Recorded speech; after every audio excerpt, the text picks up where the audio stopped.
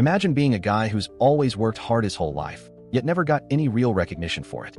But then, out of nowhere, an opportunity shows up, and it's nothing less than a sword. But not just any sword. This one's alive, and it actually talks to you. And with it, you finally get the chance to grow stronger in a world where effort alone doesn't really mean much. So, let's dive into this series, which is honestly really good. Let's get right into the video. The story opens with a massive explosion on a mountain, and right there in front of the protagonist, a sword is stuck into the ground. But this wasn't just any sword, it spoke. It asked Leon if he believed himself worthy of wielding it. And for someone who had always accepted the irrational hand of fate, he slowly walked toward it. That sacred sword, which had suddenly appeared before him, declared that opportunities should be given fairly. So, Leon grabbed the sword, and in that instant, he was engulfed by a blinding wave of light. Then, the story takes us back to a little before this moment. In this world, hard work means almost nothing. It's a world ruled by pure irrationality. We see the protagonist in the middle of a duel, losing right after being disarmed. He falls to the ground, injuring his hand, furious that his opponent isn't even taking the fight seriously. He yells, asking if it isn't worth fighting him for real. The opponent replies that no one else in the academy can fight at his level, so yes, he is taking it seriously. Meanwhile, the guy waves at the audience, making Leon even angrier, saying he's just toying with him. The opponent admits he went easy on him, but adds that Leon seems to have improved compared to before. Enraged, Leon grabs his sword again and charges, shouting that attitude is exactly what he hates the most. But the opponent easily blocks every single strike, showing off for the crowd the entire time. Still, the spectators can't help but acknowledge that Leon's holding up well. After all, everyone else had been defeated with just a single blow. Some of them even start wondering if maybe it's because they share the same name. Although Leon, the blonde one, was undeniably better looking, both of them had their names written the same way. And once again, the protagonist loses. Later, sitting in the shade, he reflects on how frustrating it is to keep trying without ever seeing results. It's been 3 years since that blonde Leon transferred to the academy, and no matter how much he trains, he just can't surpass him. Even though they share the same name, the blonde Leon is different in every way. His looks, his personality. It's like he came straight out of some fairy tale. And that story he told about once being a commoner? The protagonist sure it's a lie. The guy must come from a noble family. Then, the blonde Leon walks over, asking if he's okay. The protagonist thinks how much easier things would be if the guy were just a jerk, but he isn't. He's kind. So, he slaps his own hand away, refusing the help. That's when a white-haired girl runs up, shouting Leon's name. Hearing her voice, the protagonist gets flustered and tells the blonde Leon to just leave him alone, turning to walk away. The girl calls out to him, the other Leon, saying she heard everything and that he started another fight with the blonde one again. She asks why he keeps challenging him when he knows he's going to lose. The blonde Leon says that's a bit rude, and when the girl notices the protagonist's bleeding hand, she rushes to him, worried, asking to see it. He pulls it back, insisting he's fine, but she tells him to disinfect it first. Then he snaps, shouting that it's none of her business and that she shouldn't bother with him. Shocked, the girl freezes as he storms off. By nightfall, we see the protagonist still training, swinging a wooden stick like a sword. He thinks to himself that if only he had blonde hair, or a family to support him, or even a master as strong as that guy, maybe things would have turned out differently. In one swing, the wooden sword breaks. Staring at the broken piece, he reflects that, in the end, all he really has is his effort. But in this irrational world, there are far too many walls that can't be broken with effort alone. Then it hits him, today's Leon's birthday. While he's out here training, everyone else is probably celebrating at a grand party in his honor. The protagonist sighs, realizing he's already spent 3 whole years of his life here. Guys, I'm only saying the protagonist because both of them have the same name. So, for now, to make things easier to follow, I'm going to keep calling him that. The protagonist starts crying, saying he doesn't want to give up. But if everything in life is already decided from the start, then what's the point of trying so hard? He yells out to the goddess, asking what the meaning of his effort is and of his life itself. Feeling embarrassed, he mutters that not even a cooking pot would bother answering him. And right then, a bright light flashes across the sky. Someone asks the blonde Leon if he's seen the other Leon, but he says no. Chloe adds that no one from the dorms has seen him either. So, the blonde Leon assumes the protagonist probably went to the party. Chloe starts wondering where he could be, and Leon jokes that she's being unfair. After all, she's spending time with him right now. But Chloe ignores that and says she's going to look for the other Leon anyway. Then, an old man appears behind them, saying it seems that His Highness has been rejected.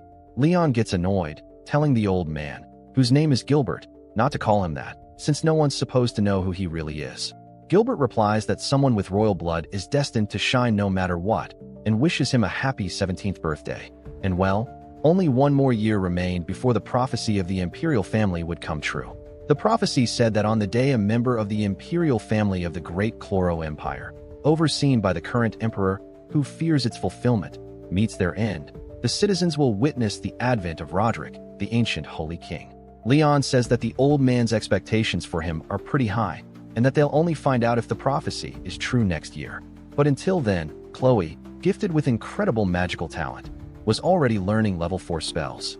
And Leon, the blonde one, who admired the protagonist for his unmatched mental strength, wished to have both of them by his side. The prophecy also stated that on the day a man bearing the name Leon becomes an adult, a sword that destroys evil will descend from the heavens.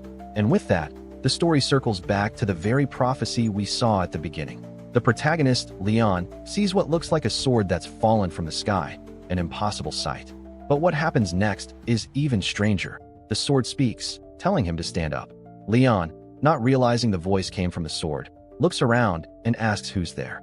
Then, the sword speaks again, saying it's right in front of him. Leon wonders if this glowing sword, shining as bright as the sun, is really talking to him. He asks if it's a holy sword, and the sword confirms it, saying yes, and that it was Leon himself who summoned it here. Leon has no idea how he could have done that. The sword continues, saying that just as he thought, the world has always been unfair. Those who already have everything end up gaining even more, while those with nothing lose even the little they have. But opportunities, the sword declares, should be granted fairly. Those who don't put in any effort have no right to blame life's unfairness. Only those who set their souls ablaze in pursuit of their purpose are truly worthy. Then, the sword asks, could this Leon, the one who dared to question the goddess of fate herself, truly be worthy of this power? Without hesitation, Leon says yes. He strikes his chest proudly, declaring it with conviction. The sword responds, saying that if that's the case, he should take hold of it, and it will give him the chance to prove his words.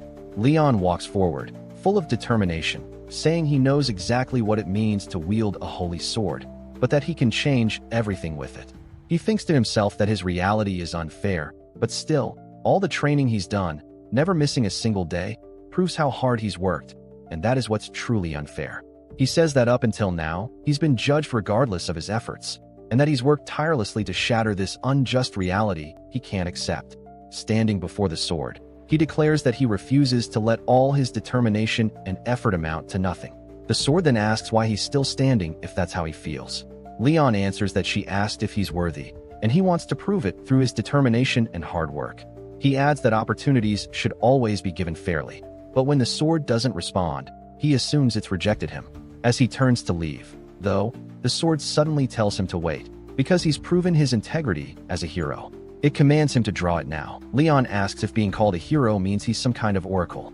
The sword replies that it has nothing to do with oracles, it's simply his will. Leon's mindset is so strong that he'd never bow down to any noble family. His determination to prove his convictions, rather than chasing gold or fame, is what makes him truly worthy of becoming a hero. Then, the sword tells him to pull it out once more, saying that this is the right he's earned, the fair opportunity he's been asking for. Hearing that, he grips the sword, and as his hands touch it, the blade introduces itself as Elcid. Instantly, a powerful energy surges through Leon's entire body. The sword explains that it's a clone of the Holy King, Holdrick Chaldea's Alovier, and the blade that guides the light of this era. As Leon holds her, even his eyes are consumed by the sword's immense power. Then, the sword addresses him as Master Leon, commanding him to destroy all evil alongside her. At that moment, the scene shifts to a mysterious figure watching from afar, who remarks that a holy sword and a commoner, together, are starting to make things interesting. He wonders why the prophecy was broken and explains that the name Leon also means lion. And just because the prophecy was passed down to the imperial family doesn't mean it's limited to nobles. The other Leons don't meet the standards, and that blonde Leon, though blessed with talent and destiny, lacks the willpower. That's why he made this decision. And judging by how the sword reacted, it seems she took a liking to this Leon as well. He tells the sword not to worry. This Leon will become an even greater hero than his ancestor, and it's time for those wretched ones to pay what they owe. Then we cut back to Leon, who wakes up in his room, thinking it was all just a dream. But when he glances to the side and sees the sword leaning against the wall, he freezes, realizing it wasn't a dream at all.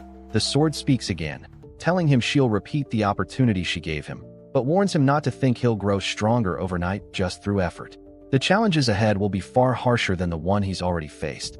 Those who carry a great destiny must live an equally cruel, if not crueler, life. He may even have to sacrifice the woman he loves or the friends he trusts, because Leon himself chose to walk this thorny path. Leon asks if that's still considered an opportunity. The sword changes into her alternate form, clearly pleased with his answer. She tells Leon to get ready to head to the training room right away and show her how he wields a sword, since she needs to understand his current level before she can train him properly. Leon gets excited, realizing it's a test. Outside, it's still dark. The sun hasn't even risen yet. The sword asks why he's so restless this early. We see Leon trembling nervously, explaining that even though it's almost morning, they're still inside the school grounds. To make things worse, the sword's current form is way too eye-catching, and he has no idea what he'd say if someone bumped into him and saw it. The sword calmly tells him that he's done the absolute best he could in the environment he was given. So, what kind of master would blame their student for not knowing what was never taught to them? Those words ignite Leon's motivation. He grips his sword, eyes full of determination, and takes a ready stance. Then, he begins to attack, swinging his blade over and over, showcasing his swordsmanship, strike after strike, proving what he's capable of. But soon, he realizes something feels different. He's performed these same movements hundreds of thousands of times before, yet now, power is flowing naturally through his arms, all because someone believes he can achieve something. Suddenly, the sword yells at him to stop, and Leon freezes, asking if he did something wrong. The sword explains that if he keeps going like that with a wooden blade, it won't last long. Right then, Leon's practiced sword shatters completely, and Elsa tells him that he's been unleashing power without even realizing it. Repetitive basic training is useful for mastering control, she says, but even she didn't expect someone without aura to possess such strength.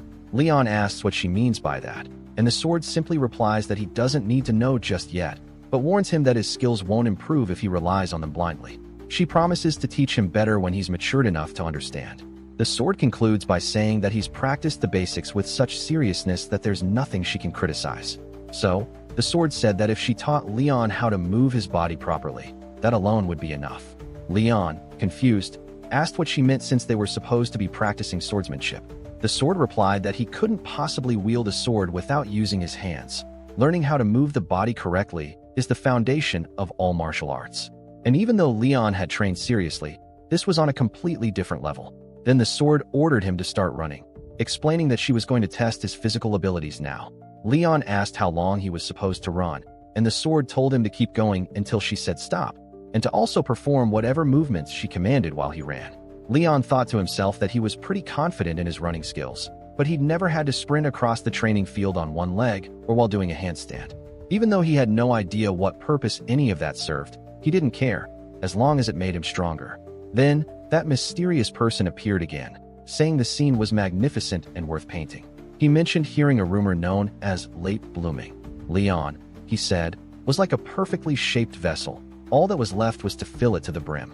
Even if he inherited only a fragment of the swordsmanship and experience of the heroes of old, he could still become a master swordsman. However, after 300 years, that mysterious being had no intention of letting his successor stop at the rank of master. In the end, Leon should be capable of slaying dragons with ease. And though he didn't know how powerful the current Demon King was, even half of Leon's potential power would probably be enough to defeat him. Then he turned toward us, the readers, and asked why we looked so surprised. He said his decision was already made, so we'd better watch closely, but for Leon to awaken his full potential, it was going to be like walking through hell. Then, we cut to the classroom, where Leon is completely exhausted, barely staying awake. The sword calls out to him from beside his desk. Leon tries to defend himself, claiming he wasn't sleeping, and the class begins. He uses every ounce of strength left in him to pay attention, but he had spent so much energy on Elsid's physical test the day before that it was almost impossible to stay focused. Still, missing a single lesson wasn't an option. That's when Elsid, the sword, says she's figured out where to start teaching Leon next. She asks Leon what he thinks he's missing, and he guesses, maybe swordsmanship or aura. But the sword says no, it's his eyes. Leon, puzzled, asks what she means, and Elsid explains that the most important things are the eyes, the feet, courage, and strength, in that order. Observation is the most important skill of all. Then comes footwork, followed by courage. Strength comes last. Of course, it's not that strength doesn't matter. It just means the other three are even more essential. Elsid admits she disagrees with a few parts of that philosophy, but she still agrees that the eyes are indeed the most important. Leon thinks to himself that he's never heard of training your eyes before. He wonders if that means his eyesight will somehow improve just by rolling his eyes around. The sword then says that from this point on, Leon is going to learn to see, and she'll show him how useless his eyes have been up until now. Still sitting in the classroom, he wonders what she means by truly seeing. Elsid instructs him to look straight ahead, to use the teacher standing in front of the blackboard as his focal point. She tells him to focus for 10 seconds and memorize what he sees. Leon does as she says, concentrating completely. He sees a dark blue chalkboard, a middle-aged man with gray hair and green eyes, and a wooden pointer in his hand. Then Elsid says time's up and tells him to close his eyes. With his eyes shut, she asks how many lines were written on the board. Leon is caught off guard by the question. She had told him to look only at the teacher, after all. The sword explains that she told him to use the teacher as a point of focus, not to only look at him. Leon tries to remember, but she continues, saying she's sure he doesn't recall. Yet the board was clearly within his field of vision, just like the teacher. She asks if he knows why he can't remember anything about it. Leon admits he doesn't. The sword tells him the answer is simple. It's because he tried to look only at what didn't matter. People waste their eyes far more than they realize. Sure, the brain filters out unnecessary information, but most people never even use their full field of vision. The sword told Leon to focus on his entire field of vision and memorize everything as if it were an image reflected in his eyes, like a drawing. Then she told him to relax his eyes and learn how to see in a broader way. After that, he should focus on maintaining that kind of vision all the time, not just for 10 seconds. Leon, completely focused, thought to himself that he'd like to say this was impossible, but honestly, he expected nothing less from the training of a holy sword, and there was no point in complaining now. Then the sword told him to look at the blackboard again, giving him another 10 seconds. The blonde Leon, sitting nearby, noticed how the other Leon was completely absorbed, wondering what the hell he was doing. After class, we see Leon, our protagonist, totally drained, his eyes and head feeling like they were about to split open. The sword calmly said it seemed things were going well. She explained that the fatigue in his eyes came from them being dry or strained for no reason, but the headache was different. It came from an attribute that had been dormant until now. The pain appeared because something frozen was being released. It wasn't much different from muscle pain, she said.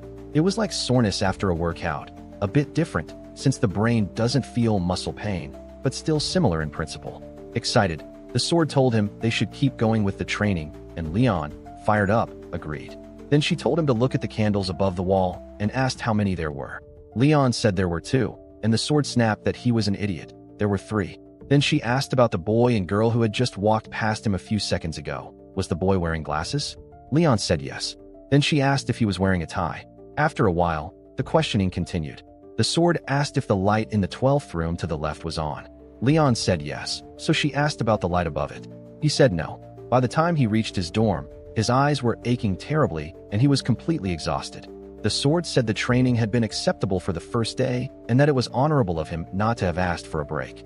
Leon asked if she would have let him rest if he had asked. She said no. He wondered how long it had been since he'd been pushed this far, realizing it had been ages since his mind had felt this weak.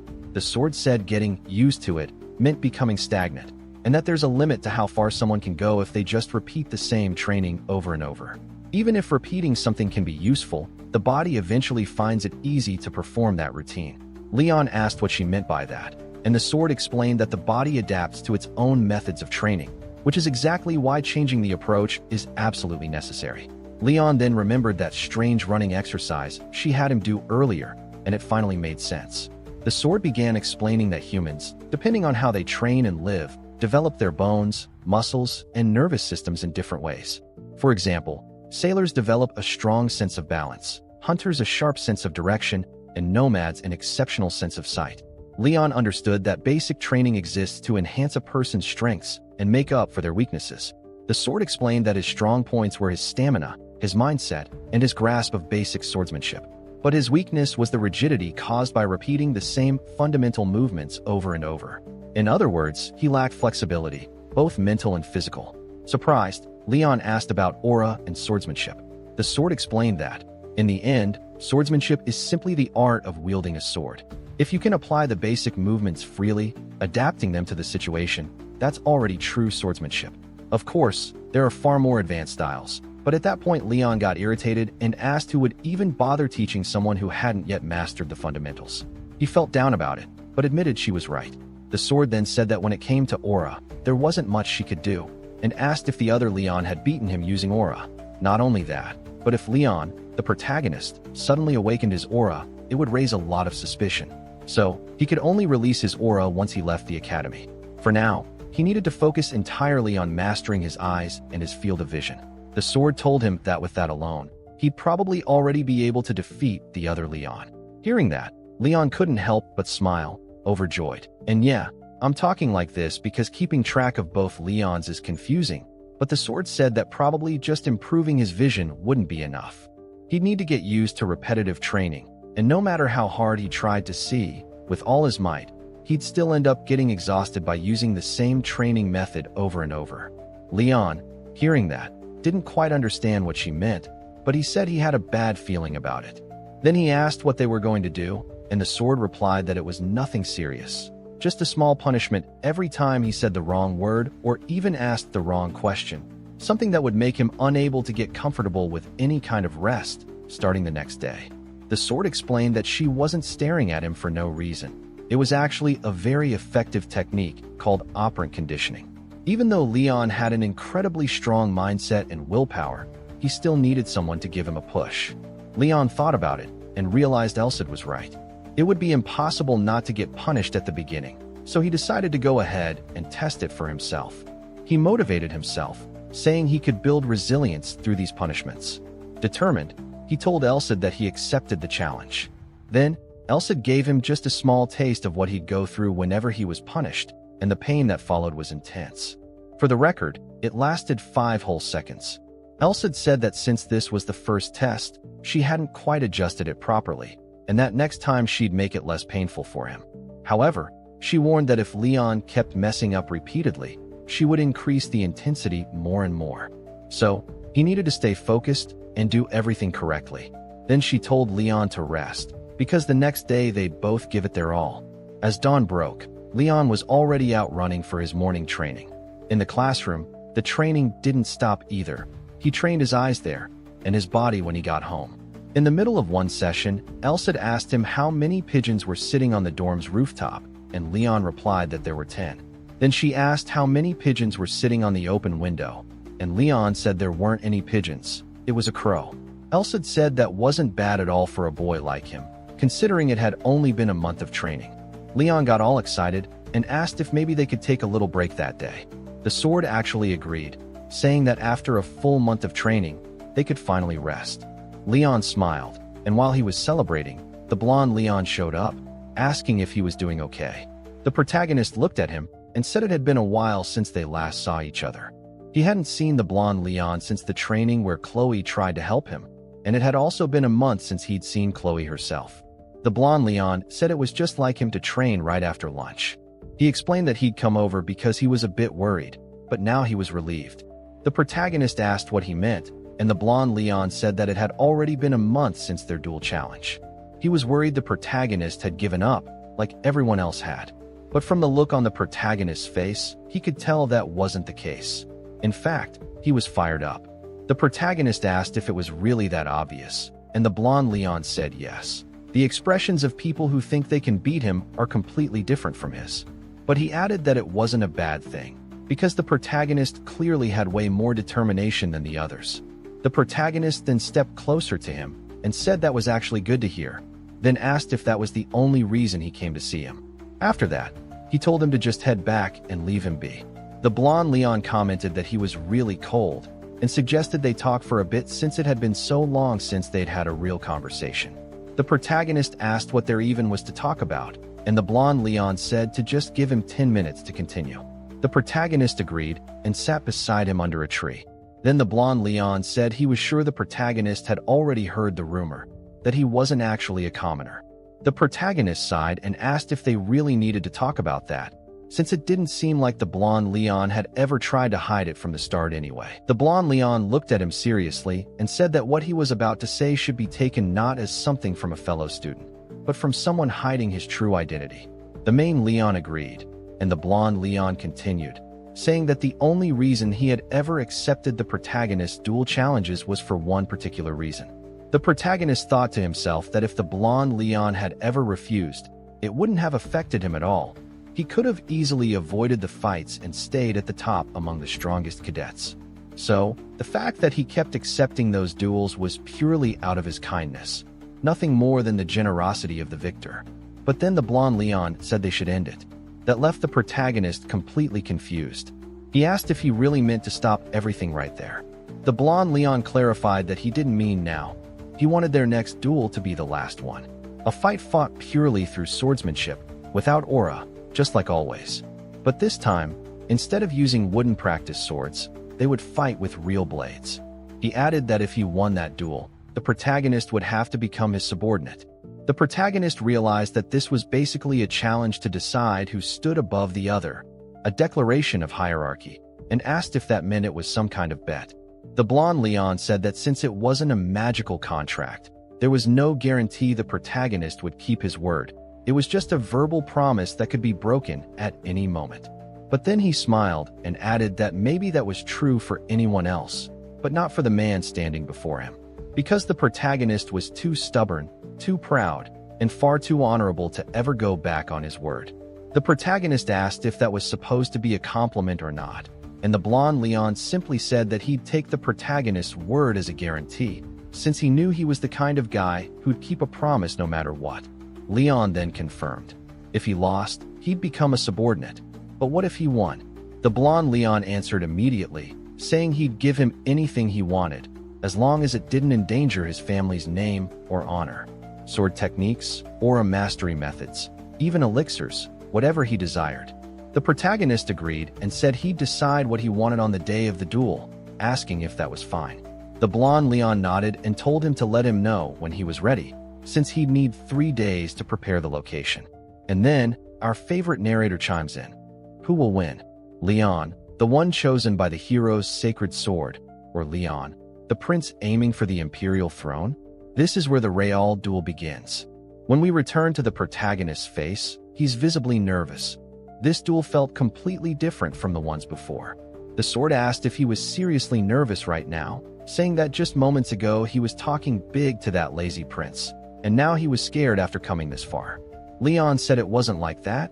He just really wanted to know if he'd gotten any stronger. Even though last month's training had been brutal, he still didn't feel like he had improved. Elsid replied that he clearly hadn't noticed it, but he had gotten much stronger, so there was no reason to worry. Vision was a different kind of strength, and of course he couldn't feel it yet, since he hadn't learned how to use it properly. Besides, Elsid said she'd already prepared other training measures for him, so he shouldn't worry at all, and reminded him that he had a physical assessment later that day. Leon groaned, saying he'd completely forgotten about that test. Elsid told him to wait and see, because something beyond his imagination was about to happen, and she bet he wouldn't be able to repeat what he just said afterward. Then we cut to the training field, where the instructor told everyone to line up according to their numbers and start warming up if they weren't feeling unwell. Leon thought back to his last physical assessment. He had ranked 9th. Even though their physical abilities were tested without mana, the top spots were always taken by the nobles. After all, nobles had not only aura but also access to elixirs and professional physical training. So, 9th place was honestly the best he could ever reach under normal conditions. Elsid asked what rank the other Leon held, and he answered, 1st. Elsid said that was expected. It looked like the blonde Leon trained a lot, though probably not as much as the protagonist himself. And now, the first event, even though it was called a short-distance run, was actually 2 full laps around the training field, totaling 800 meters.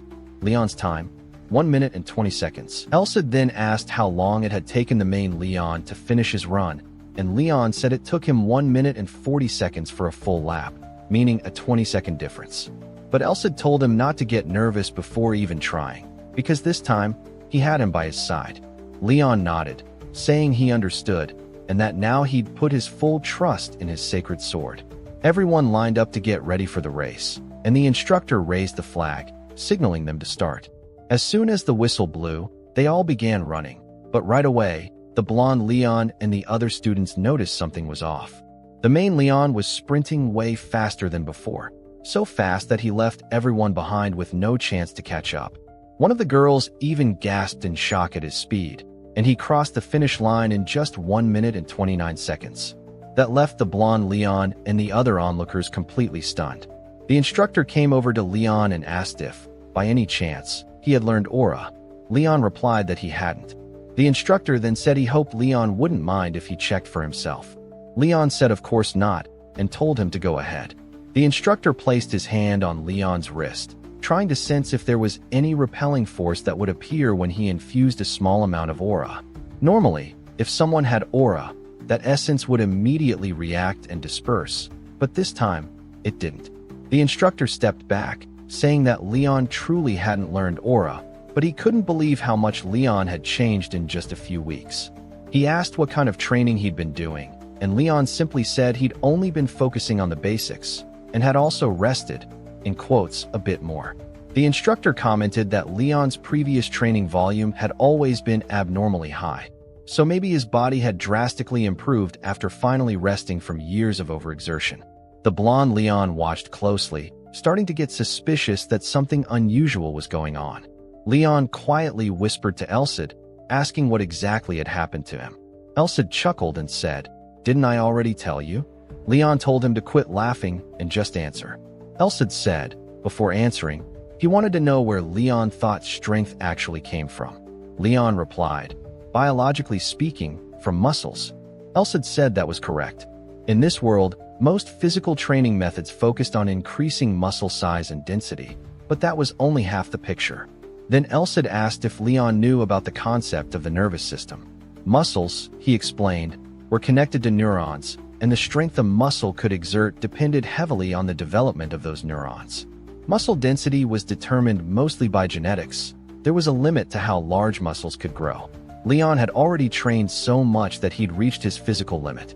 So Elsa had focused instead on developing his nervous system. Leon admitted he didn't really understand, but he went along with it anyway and asked how Elsa managed to do that, since he hadn't done any kind of special training. He then asked if Elsa had done something to him while he was asleep. Elsa casually replied that it was all thanks to the punishment he'd been putting him through.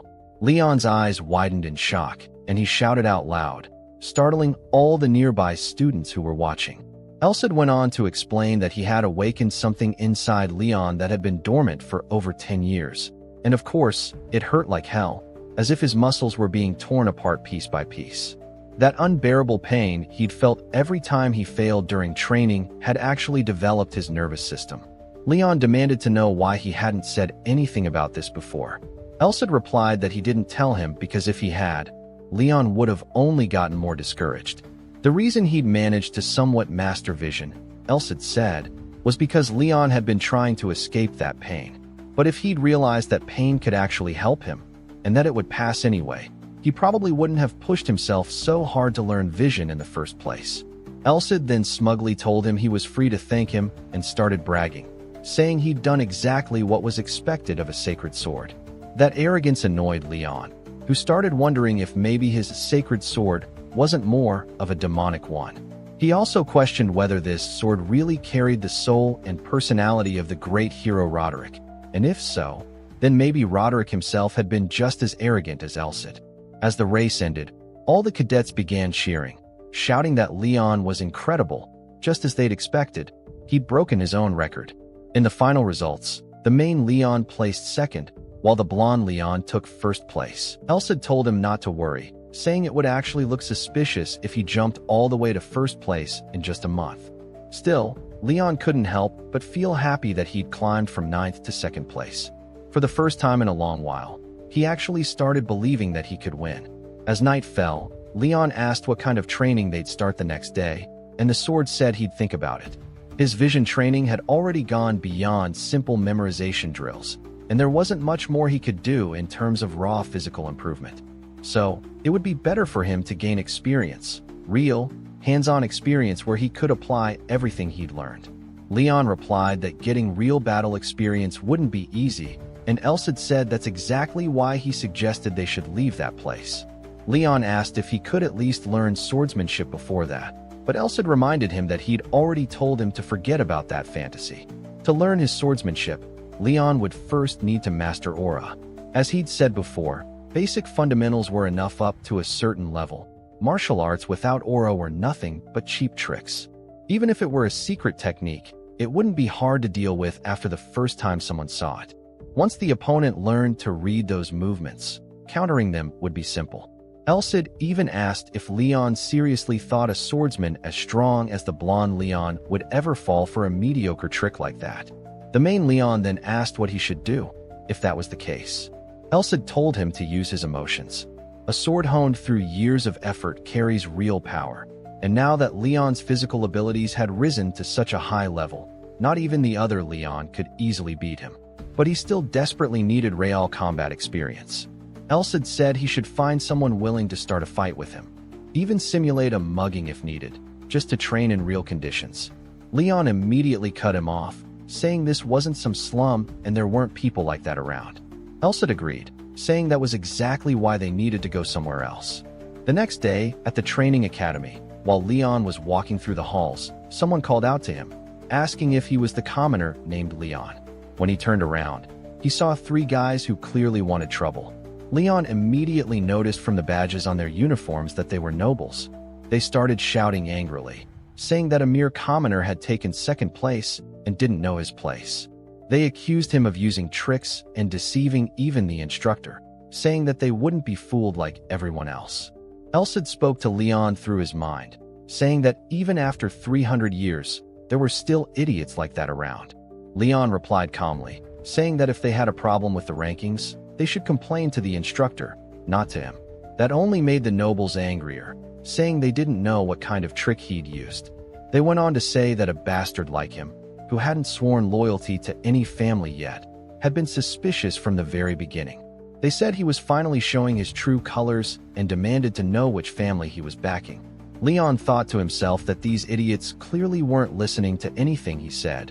They probably never intended to talk peacefully.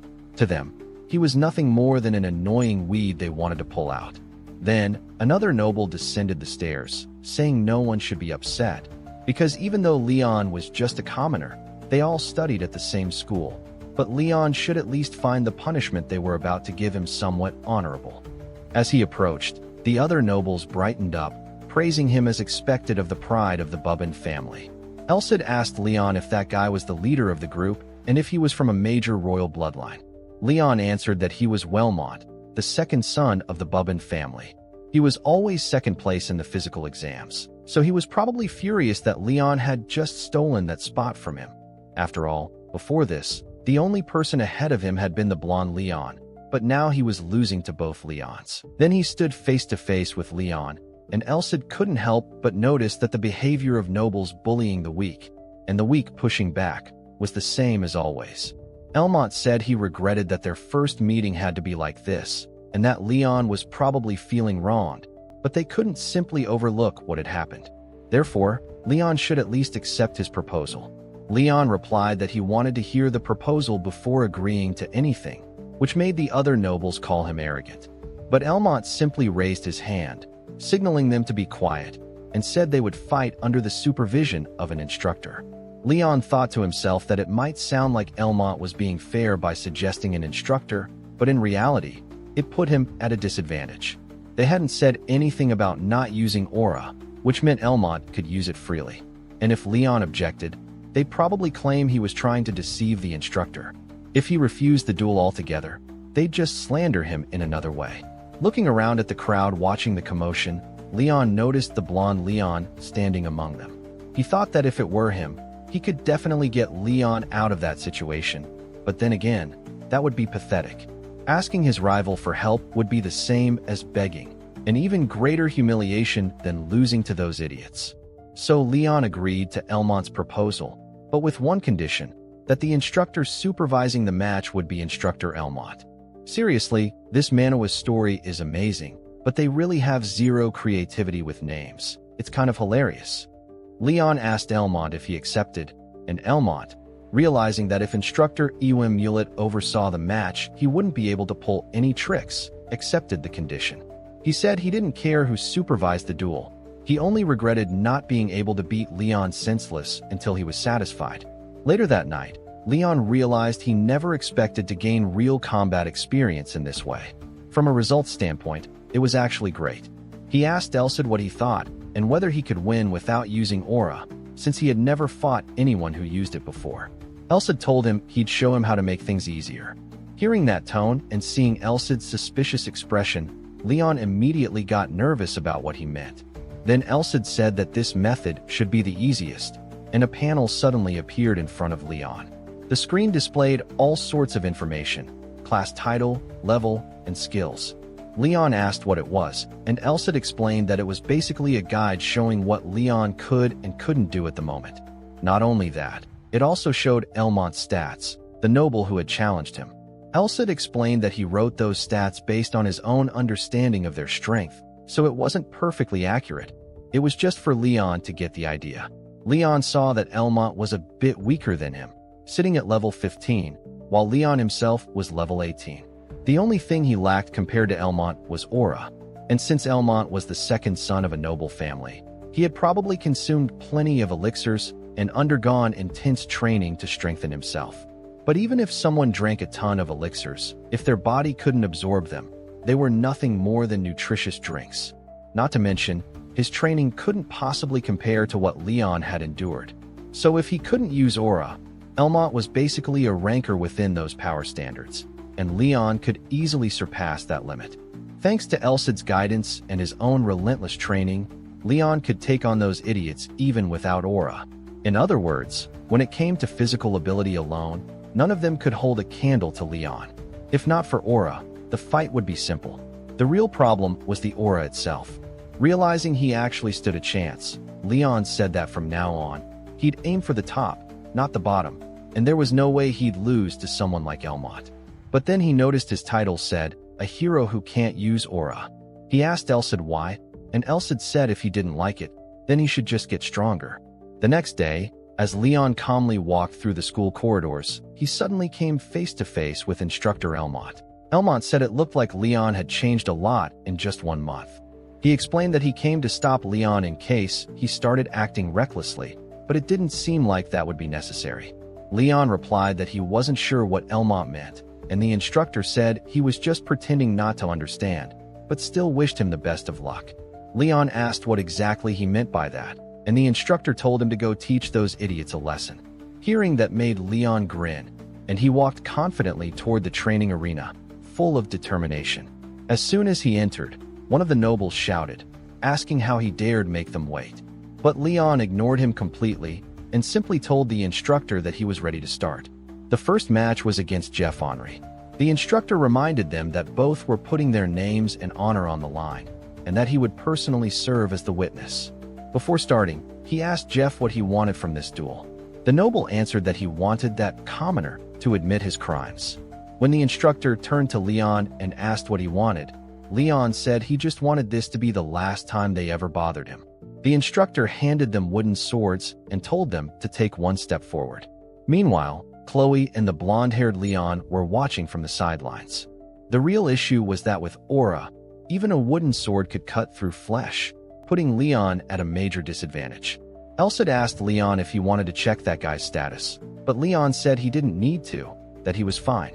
He thought to himself that no matter how strong that noble was, he was still just one of Elmont's underlings, so it wasn't worth borrowing Elsid's power to deal with someone like him. The noble charged forward, swinging his sword diagonally from the upper right to the lower left. Leon noticed that the move was so predictable, it almost felt like a trap. But as the noble closed the distance, Leon couldn't help wondering why the guy looked so slow. With a single clean strike, Leon stunned him instantly, leaving the instructor shocked, along with Elmont, Chloe, and even the blonde Leon. A head wound like that shouldn't have ended the match in one blow, but Leon realized he had unintentionally knocked him out with just a single attack. Yet while lying on the ground, the noble shouted that he hadn't lost. Dizzy and humiliated, he insisted he'd only made a mistake and demanded a rematch. The instructor said Jeff had lost and wouldn't tolerate any more nonsense, but Leon said it was fine, they could fight again. The noble smirked, saying that since Leon knew his place as a mere commoner, he'd fight for real this time, and he wouldn't hold back. Elsid told Leon not to finish the fight in one strike this time. As the duel restarted, Elsid noted that this was Leon's first time using his vision in a real battle. Since that idiot volunteered to be his training partner, he should have realized that Leon, by ending the previous fight in one hit, was actually holding back out of mercy.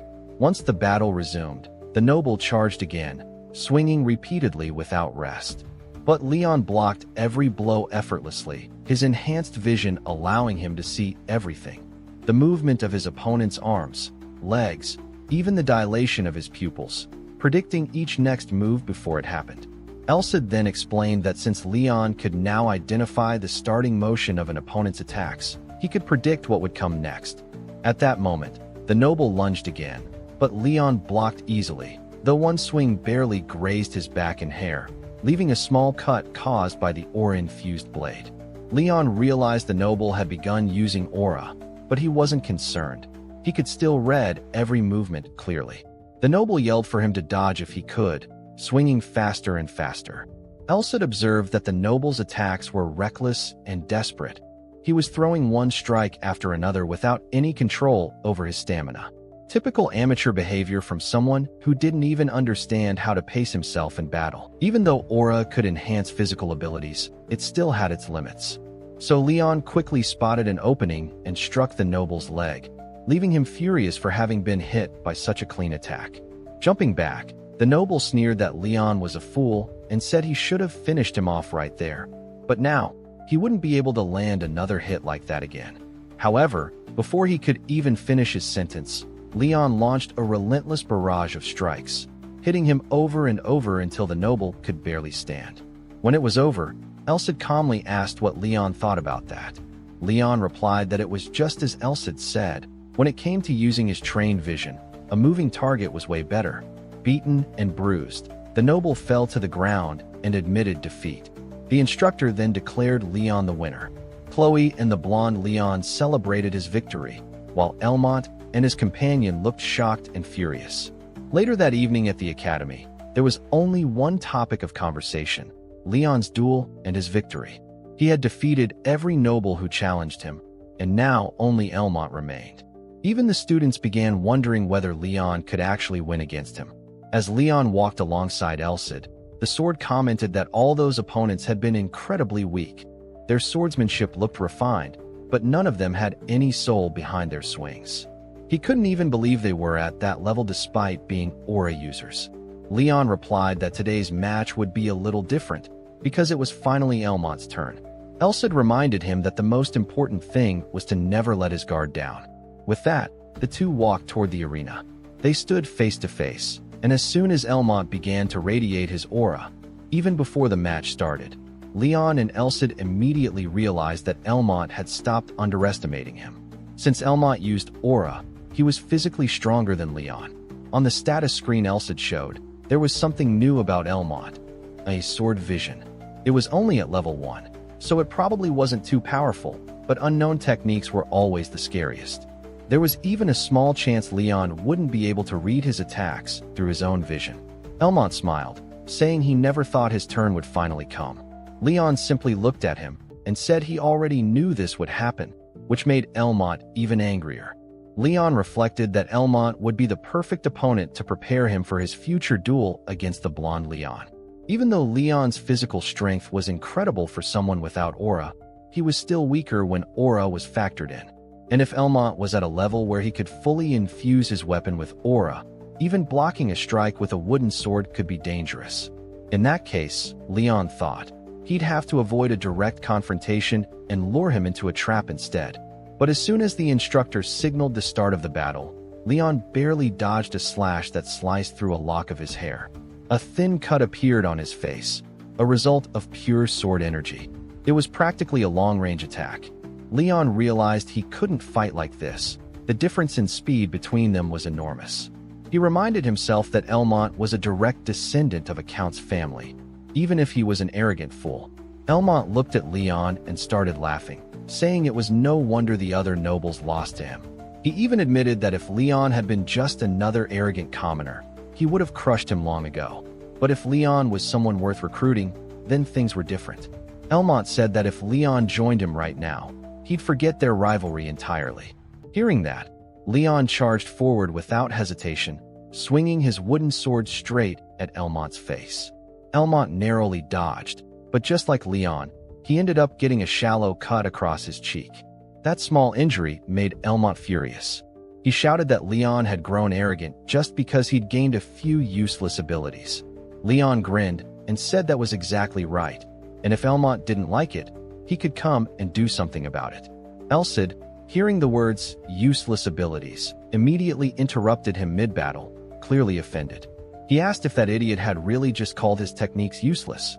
Leon confirmed it nervously, already dreading how Elcid was going to react. Elcid muttered that people say even mountains and rivers can change after 10 years.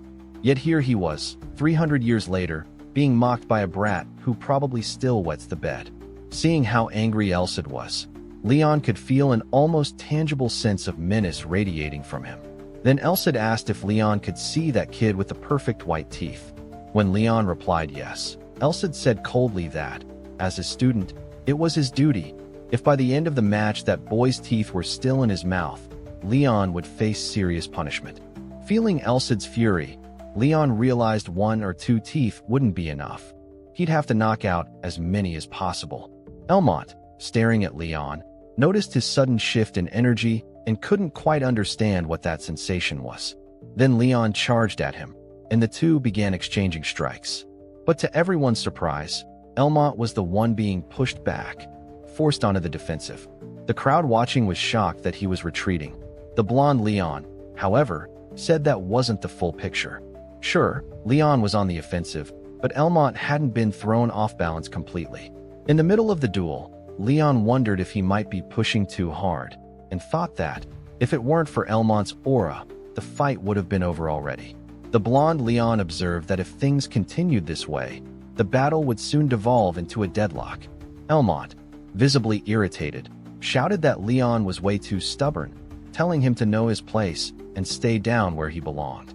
Leon shot back that he's the one who should know his place, and kept attacking fiercely. He thought to himself that he'd make up for his lack of raw strength and speed by relying on Roderick's vision. If he could predict Elmont's movements just a bit faster, he'd be able to compensate for his inferiority. But to do that, he had to see much, much faster, and on a wider scale, until his opponent's movements looked as if they were happening underwater. Leon kept trading blows with Elmont, successfully blocking one of his strikes. He was thrilled that his plan was working, though that only made Elmont even angrier.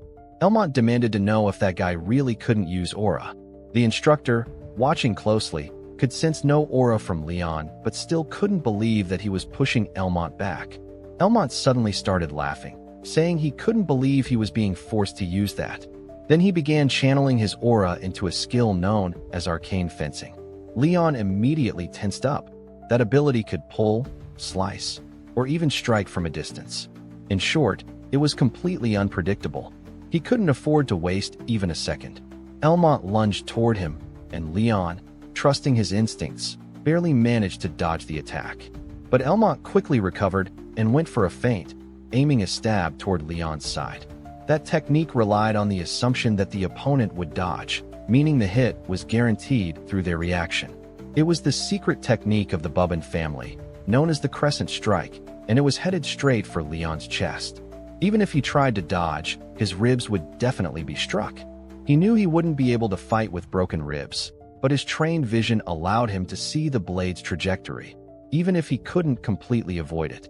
Then, just as he thought about the possibility of losing, a surge of electricity wrapped around his body. He yelled at himself to move. His foot slammed into the ground, and he flipped backward, narrowly evading the attack.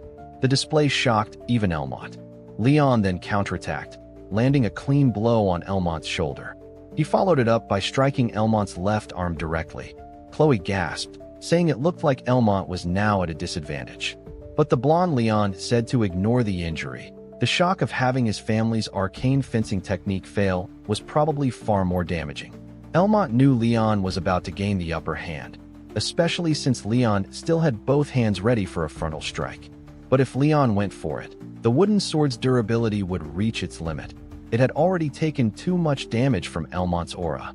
Seeing that, Elmont smirked and charged forward again, shouting that Leon had been dancing in the palm of his hand this entire time. Then Leon, using only one hand, slashed upward at Elmont's other arm, forcing him to drop his sword. Without giving him a second to recover, Leon struck again, this time hitting Elmont right in the mouth and knocking his teeth out. The crowd erupted in chaos, cheering wildly, while Chloe and the blonde Leon smiled proudly at Leon's victory as the instructor officially announced him as the winner. Elsid was absolutely delighted, praising his disciple as incredible, saying he'd done a great job and that the kid would think twice before running his mouth again. Leon, however, wondered if that boy's attitude would actually improve or just get worse after this.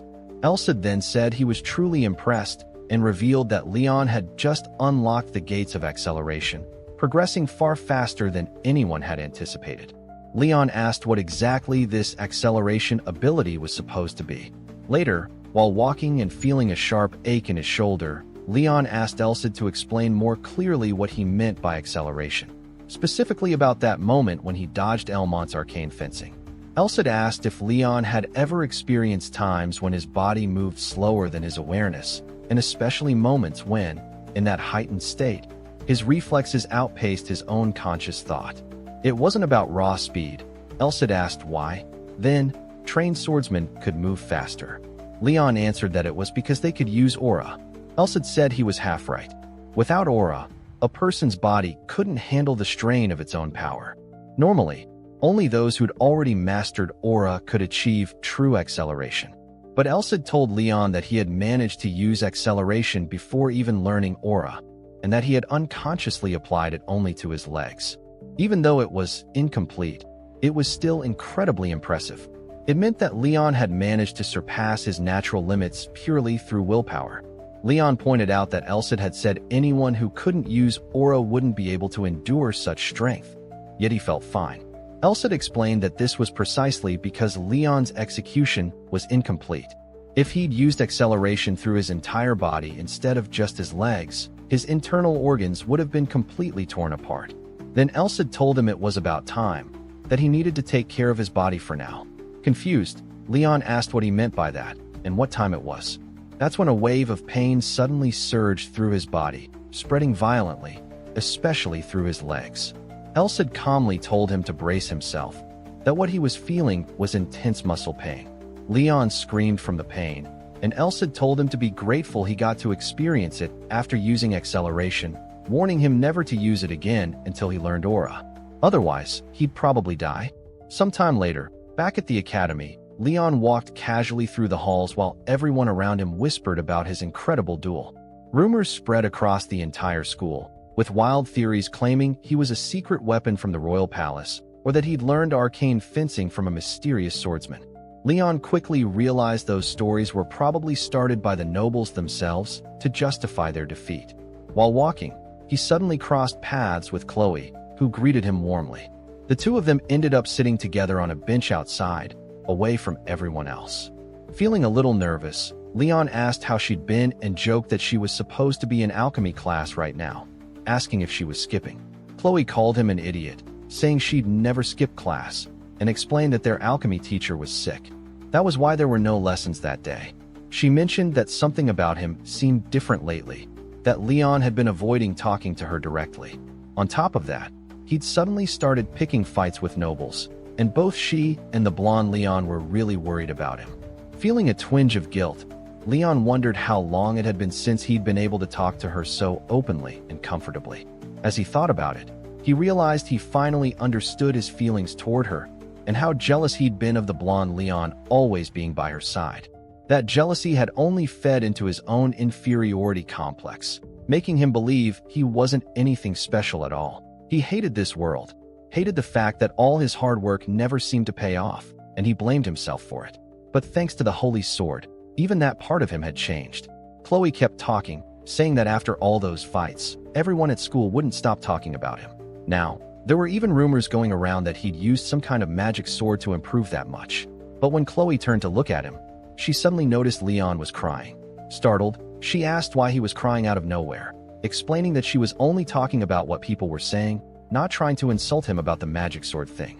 Leon quickly told her it wasn't about that it wasn't anything like a magic sword, leaving Chloe a little confused.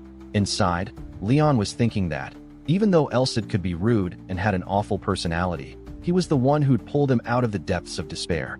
At that moment, the hero, the being whose memories Elsid carried, grew annoyed, muttering that he couldn't believe Leon called him someone with a bad personality. After all, Elsid was carrying the hero's personality too, meaning the two were essentially the same person. Still, Leon thought to himself that if a hero was someone who saved the world, then his hero would be Elsid, because Elsid was the one who had saved him.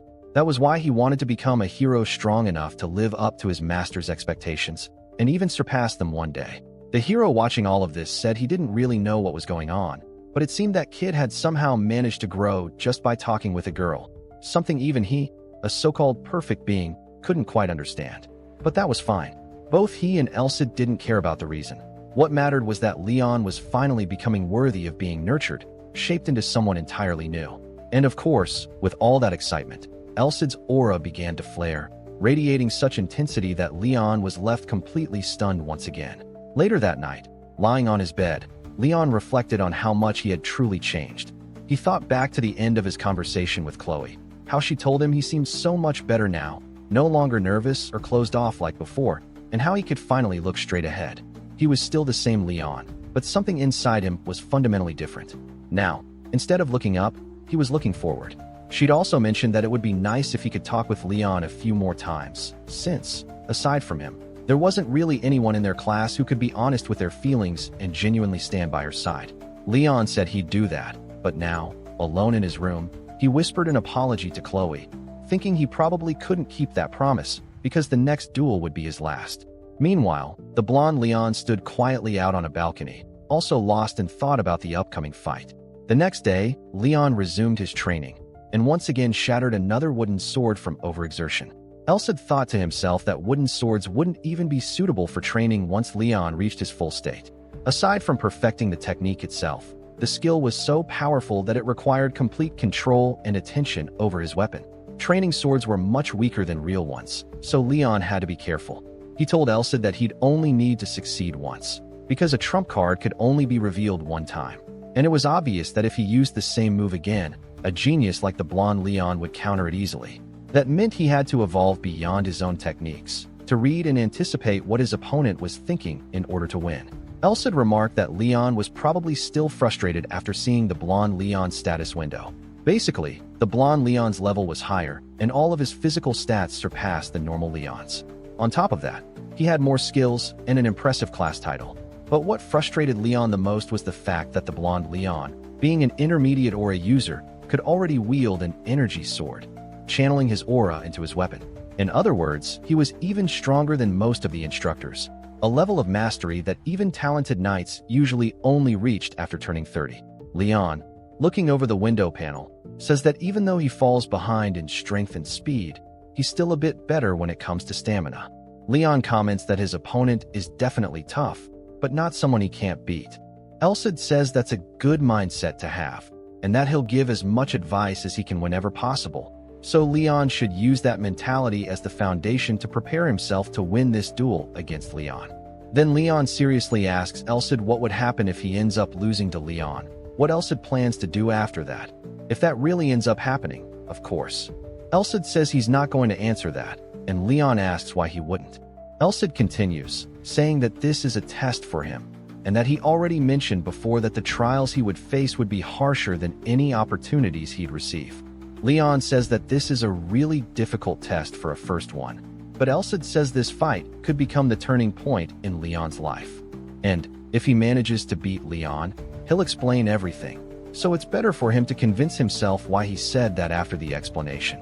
So Leon keeps training there until sunset, And later that night, while it's raining, we see the blonde Leon inside his mansion. That old man who appears says the results are better than expected and that he knew the others weren't that bad, but he didn't expect that commoner to defeat Elmot. The blonde Leon tells the old man, whose name is Gilbert, that it seems like he knows people who are above average, because he remembers Gilbert once saying Leon had far more potential than his evaluations showed. Gilbert says it's already been 3 years since he said that, and for the right person, that's not a long time. And since Leon managed to defeat the second son of a Count family without using aura, beating someone who can, that means they don't need to doubt his potential anymore. The blonde Leon says he got a message from the other Leon today, saying he was ready. And with that, the blonde Leon says that before the battle begins, he wants to ask Mr. Gilbert for a favor. In his thoughts, he says he'll definitely defeat the other Leon and make him his best knight. And he also thinks about Chloe. The next day at the castle, Leon walks slowly through the halls, saying someone up in the sky must be preparing a fight for him, since it's pouring rain outside. Elcid says that's normal, since the hero of the sacred sword is putting the future on the line, so of course the sky would react too. Then Leon meets with the instructor, and he says the time has come. The instructor explains that the blonde Leon made a request, and that request was basically for the two of them to fight alone, with only one witness. Unlike Elmot, Leon doesn't want to humiliate the other Leon, because, unlike him, he has honor. Just one spectator and one witness, nothing more. Elcid says he gets the whole picture, and Leon, in his thoughts, wonders if he already knows who it is. Elcid says it's probably Chloe. Leon asks why in the world the blonde Leon would call Chloe to watch the match, and Elcid says it seems like he doesn't get what's going on. The blonde Leon believed the other Leon liked her, so he probably intended to use this fight to prove he was worthy of her too. Elcid says there are lots of cases where the king and his subordinate fight for a woman, and that if he wins that duel, it would show he's the most honorable one there. And if he wins, Leon will become his subordinate, and just thinking about the blonde Leon using Chloe for that already starts making him really angry. Leon remembers that, if he loses, he'll become the blonde Leon's subordinate, and he says that the reason is good enough for Chloe to become a spectator, because that way, he'd be drawing a very clear line of who would be leading and who would be following.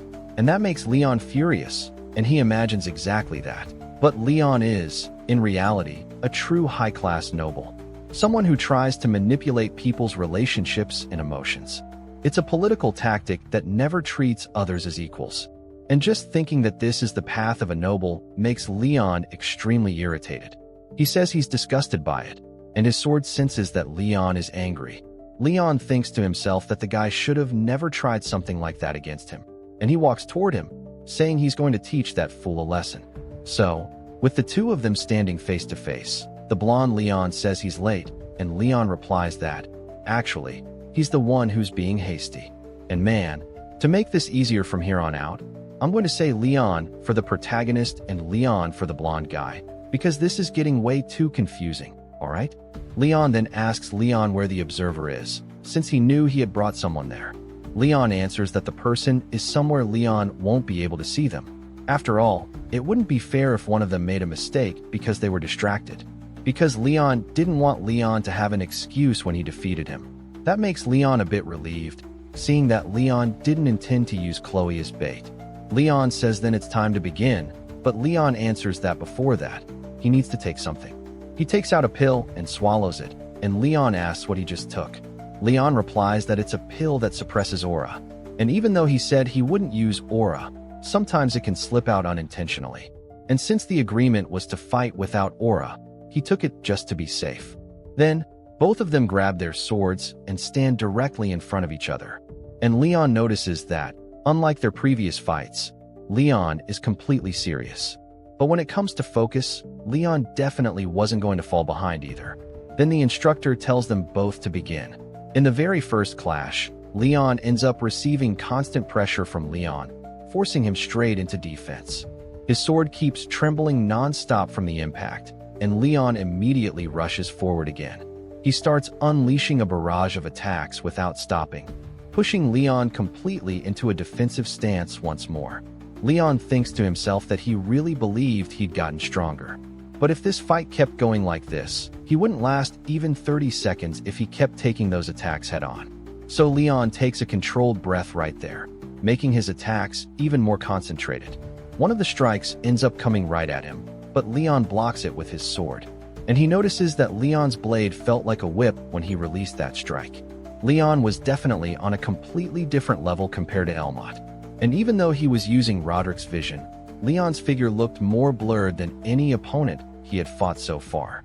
But Leon reminds himself he needs to calm down, because the incomplete parts of the image could be compensated with all the experience he gained fighting him so many times before. So once again, the two of them begin trading multiple blows non-stop, and Leon's butler, watching everything, wonders if this is really a duel between students. And for now, even without using aura, their swordsmanship and battlefield awareness might already be better than that of actual knights. Leon smiles, saying Leon really is strong, a real monster. And Leon also smiles, seeing how much stronger Leon has become, wondering when he managed to reach this level. Leon's servant says that kid is seriously strong. He knew how incredible his lord was, and even then, that kid was keeping up with him. Then Leon throws a double feint toward Leon, but in the middle of the attack, Leon manages to read his movement. So, both Leon and Leon whip their swords at each other, and a slash appears across Leon's clothes, along with a chunk of his hair being cut off. After that hit, Leon becomes extremely irritated and thinks to himself that he was already wondering why the following attacks after the first one didn't feel as powerful. And then he realizes Leon intended to turn this into a stamina battle from the very beginning. That makes him question whether he fell right into the protagonist's game. Leon thinks to himself that he needs to get closer to the enemy so he can drain his stamina and then slowly begin turning the fight in his favor. Leon, on the other hand, reflects that he can feel Leon's desperate desire to win, and no matter what happens, he needs to break that desire first, because if he doesn't, Leon will never submit and become his knight. His attendant notices that he's using an arcane technique from the Imperial family, and that technique basically uses muscles and blood flow to let the user draw out strength far beyond normal limits. And even if it isn't complete, since Leon can't use aura, half of its power would already be more than enough. So Leon activates his vision to the absolute limit, and the two of them charge toward each other. Leon realizes that hit was extremely shallow and wonders if Leon really dodged it. But what actually happened is that the strike landed straight onto Leon's arm, making Leon question again if he truly wasn't using aura. Then his sword speaks into his mind, telling him he wasn't using aura at all. It explains that the human body is far stronger and faster than most people imagine. And even though there are techniques that enhance the body by focusing on speed, like quick steps, there are also techniques that boost strength or endurance. Leon should forget his common sense. And while he's talking with his sword in his mind, Leon suddenly appears right in front of him, ready to strike. Leon wonders if he really had the guts to get distracted in front of him and asks if he's truly that calm. Leon says he could say the same, since he's only using arcane swordsmanship now. But in his thoughts he admits he's not calm at all. He was nearly at his limit, and he had lost his flow because of the sudden interruption from Elcid and his sword. He remembers his own words about not trying to judge what can be done with common sense. And then he realizes that Elcid didn't interrupt him at all. In fact, he actually helped him, since it only takes around 5 or 6 steps before he's pushed out of the ring, meaning Elcid had been driving him back this whole time. So, once again, he grabs his sword and points it at Leon, while Leon's attendant says the whole atmosphere has completely shifted. But even so, there shouldn't be any way to advance against his lord's rapid steps. Leon then thinks to himself that he already expected he'd only have one real chance to win, which was to endure the attacks. That way, he'd protect his stamina advantage, patiently waiting for Leon to exhaust himself. But the worst possible option he had so far was acceleration, a technique he couldn't even control, and he says that this wasn't fun at all. And, unlike before, he seems much calmer as he draws his sword. He reflects that the only thing he needs to trust now is the strength he's been building up, and Leon notices that this is the first time Leon has ever looked this big standing in front of him. Leon starts smiling and says he wouldn't expect anything less from someone who might be worthy of becoming his subordinate, and he thinks to himself that he absolutely needs Leon by his side, no matter what. Then, once again, he activates his rapid steps, and the attendant analyzes that, If he keeps using those steps without aura, he's probably already far past his limits. Even Leon whistles, almost impressed, and then Leon says that if he's truly a hero, then this amount of effort shouldn't mean anything, while Leon starts thinking that Leon really doesn't understand the decisive difference between them. He was born with natural talent, while Leon had to swing his sword every single day, and once again, the two charge at each other, clashing head-on. Out of nowhere, a broken blade comes flying through the air, and when the next panel shows up, Leon is standing on one side, while Leon is on the opposite side with his sword snapped clean in half. Leon asks how he even did that, and then Elsa appears, saying that his hard work was finally rewarded. What decided the duel was basically the hint Leon learned from Helmet's Rising Strike, an unconventional sword technique that disrupts the timing of the upper body.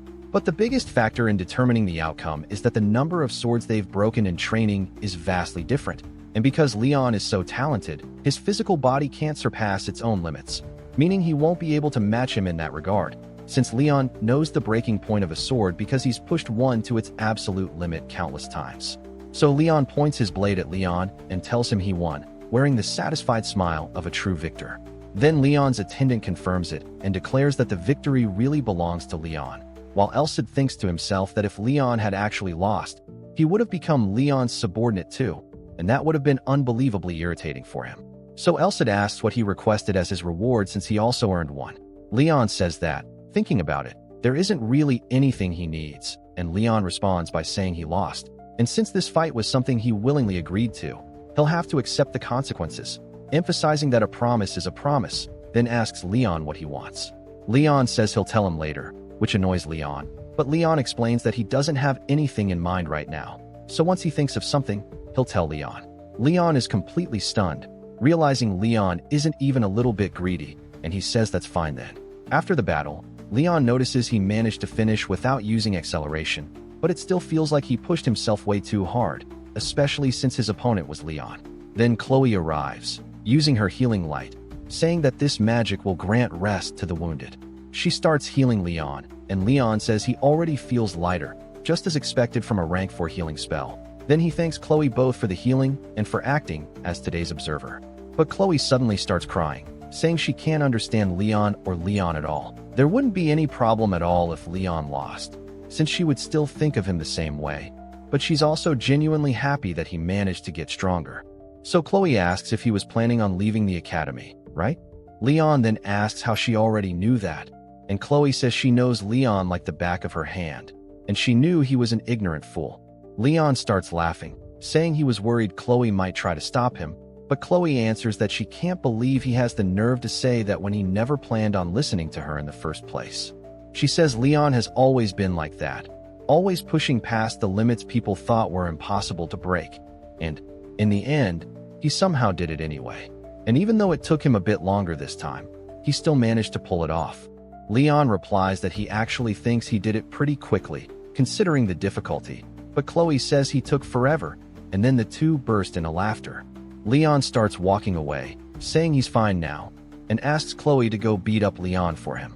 Chloe says she should be healing him instead, because even if he doesn't show it, he's probably depressed and shocked right now. Leon then says that getting smacked by a girlfriend he listens to would make this defeat fuel for his future growth, and that he'll leave Leon in her hands. Chloe, hearing that, asks Leon what he plans to do after dropping out of the academy, and Leon, still walking away, says it's a secret for now. With nothing she can do, Chloe just falls silent and starts praying for him. Elcid says he never expected to see a mage who doesn't believe in gods praying for someone. Leon says she really is a good person, and then Elcid asks if he's finished everything. Leon answers yes, saying he's excited to become someone special. He desperately gave his all in everything he did, wanting to become someone who wouldn't lose to either one of them. But he wasn't able to overcome barriers like social status or innate talent in the end. He lost his way in front of those two exceptional people because he felt he wasn't good enough. But when he met Elcid and began evolving, he freed himself from that inferiority complex carved deep in his heart. And that allowed him to step out of the shadows and see those two as friends instead of enemies. Leon then says that now it's time for him to become a hero. And since that's his destiny, who could possibly be more special than him? Elcid says Leon is incredibly materialistic, and Leon asks if he's disappointed. Elcid says he isn't, because there's nothing wrong with wanting wealth and honor. He explains that ambition is a core part of human life, and having dreams is what pushes a person forward. And unless you go down the wrong path, ambition is exactly what makes humans human. And that's precisely why Elcid chose Leon. The person who was originally meant to become the hero at the beginning of the prophecy wasn't the original Leon at all, but Leon himself. Leon is stunned, and Elcid continues, saying that the legitimate son of the imperial family, Clyde, the sword that would build a corrupted empire once again, would be Leon Callum Gladius von Clyde. He was designated as the hero 150 years ago. Leon says he'd be the perfect guy for that, although in his thoughts, he's confused because, based on what Elcid said, Leon wasn't supposed to be the protagonist. But he also asks Elcid if he didn't say this fight was supposed to be a test for him. Elcid says that's exactly right, and that Leon did well, because there was never any rule that the hero has to be someone chosen by prophecy or oracles. Becoming the predecessor of someone's future with your own strength and willpower is also something a hero does, and the other Leon is wrong about that part. Elcid asks if Leon, by any chance, was feeling guilty for stealing his opportunity or something like that. But Leon answers that of course he isn't. It's not like he was lacking anything compared to Leon. So why would he ever feel guilty towards someone who was born with a silver spoon in his mouth? That was impossible. He even emphasizes that it was his own fault for losing to someone like the protagonist, who is Leon. Besides, it was Elcid who chose him. The soul of the great hero, Roderick, and the sacred sword Elcid both chose him. So, if anything, he's just living up to their expectations. And that answer leaves Elcid very satisfied. Then, the next day, Leon requested to withdraw from the academy, and, well, his instructor was extremely sad that he was leaving to become an adventurer. He said he'd write him a letter of recommendation instead of giving him a graduation certificate. And also, the fight against Helmut's clique pushed the other commoners to work harder and start training seriously to surpass all those stuck-up nobles. And now, because of that, he probably wouldn't need to come back to the academy ever again, and he tells Elcid that it's time for him to become an adventurer. The first destination would be the free city, Blind, where adventurers gather. And this is where Leon's story truly begins. Then we simply see a hawk flying across the sky, soaring over countless trees inside a forest, and someone rushes out from within it. And when we see who it is, it's Leon sprinting desperately, dropping to his knees and crying, saying he was finally free from that maddening forest. He says he can already see Blind from here, and that he'll finally be able to sleep in a real bed after leaving the academy 15 days ago. Elcid tells Leon he should be grateful that the forest became a testing ground for him to train in, and Leon says he's extremely grateful, so grateful, in fact, that he burst into tears the moment he escaped it. Then it's explained that, 15 days ago, Elcid and Leon decided to enter that forest on the way to Blind. He camped there for the first time, and goblins attacked him constantly. Under those harsh conditions, Elcid allowed him to use the sacred sword instead of a wooden one. He had prepared that sword before leaving the academy, and, drawing it from his grasp, he cut through the goblins with relative ease. And thanks to those 15 days he spent in the forest, he grew accustomed to wielding the sacred sword and training with it. But even then, Elcid pointed out that he had taken an extra week longer than expected, and Leon, thanking him for the training, mentioned that those goblins had been giving him trouble from the very beginning, while Elcid added that Leon had managed to cut down 7 of them in less than 10 seconds. And even though he had been able to pull that off, it was only because of the footwork training Elcid had drilled into him. Leon realized that, yeah, he had become way stronger than when he first entered the forest, so, if it was for the sake of his dream, he thought to himself that he wanted to wipe out every monster from tomorrow onward. And Elcid said that he seemed pretty excited, but still, Elcid told him to save that energy for when the time was right. He reminded Leon that he was still a jar in the making, and that he needed to keep getting stronger by defeating monsters, slowly filling that jar. And he also warned him that no matter how much he tried to fill a jar that wasn't finished yet, it would end up leaking and all his effort would go to waste. And Leon said he would remember that. And with that, we move a little further ahead in the story. Leon finally arrived in a city filled with residents, and he said he was really happy that he managed to get through the security gate. pointing out how much the public trusted an academy student ID, and Elsid added that, by the way, this city was actually a bandit village, which left Leon completely shocked, and Elsid explained that cities like this had existed since 300 years ago. It wasn't small, but it wasn't exactly big either, and compared to its size, it was pretty disorderly, and the security there wasn't great, so Leon needed to be careful. And then Elsid asked where he planned to go, wondering if he wanted to find an inn. Leon said that first. He wanted to look for a guild, since it would be better to register as soon as possible while they still weren't in a hurry, and Elsid asked if Leon didn't plan on becoming an adventurer, and Leon explained that being a mercenary would also work, but compared to an adventurer, it didn't seem like he'd get much freedom to move around, and he had no intention of getting tangled up in the power struggles of nobles. What mattered most was using the privileges of a hero, since he believed adventurers could take requests to eliminate monsters, which felt perfect for him. And Elsid said that his hero seal would take some time before it got cleared, and Leon also revealed to us that, besides training in the forest, he had learned a lot about Elsid.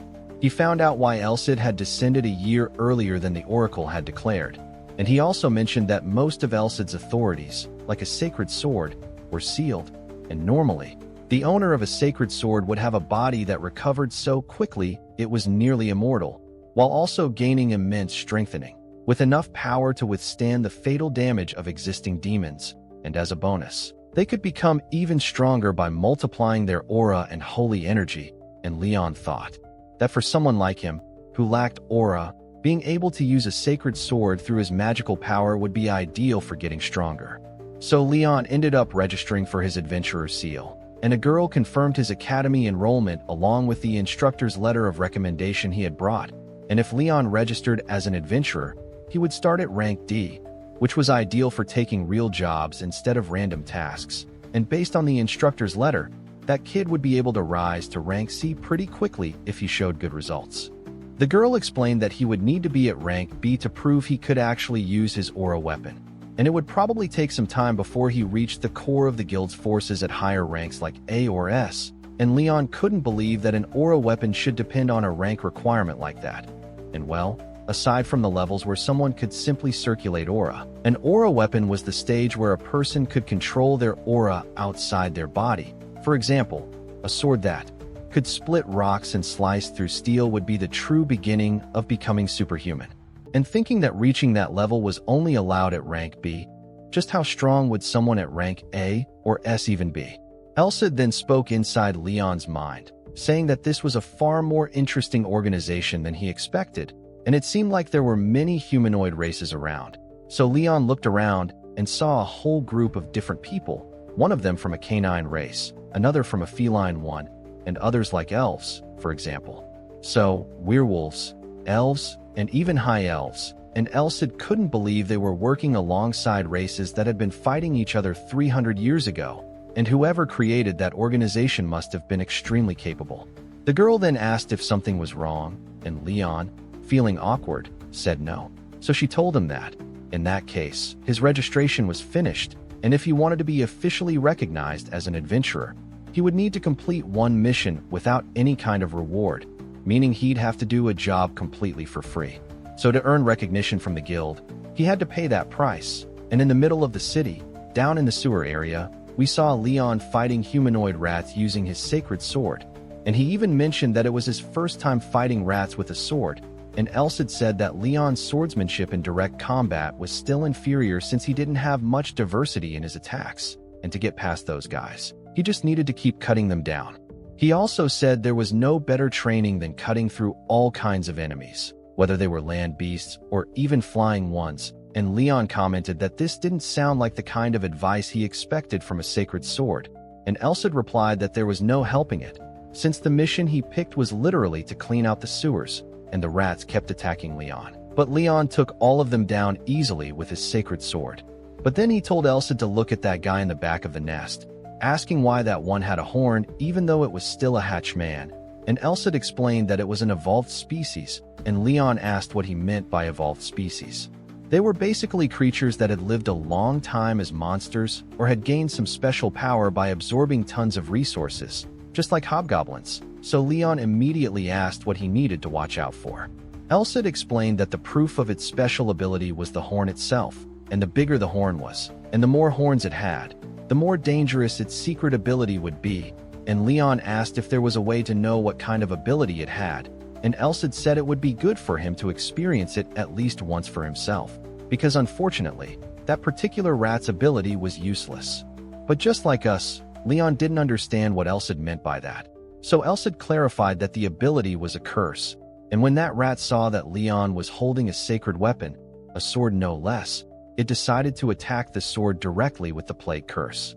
But the attack just snapped against the blade, and Leon immediately started bragging, saying it didn't work, pointing out that today the little rat had the bad luck of meeting the wrong opponent, and he told that rat to hand over its horn as he charged straight at it. So later that night, Leon went back to that girl and handed her a sack full of tails from those creatures, and even she was shocked when she saw that it weighed 23 kilos.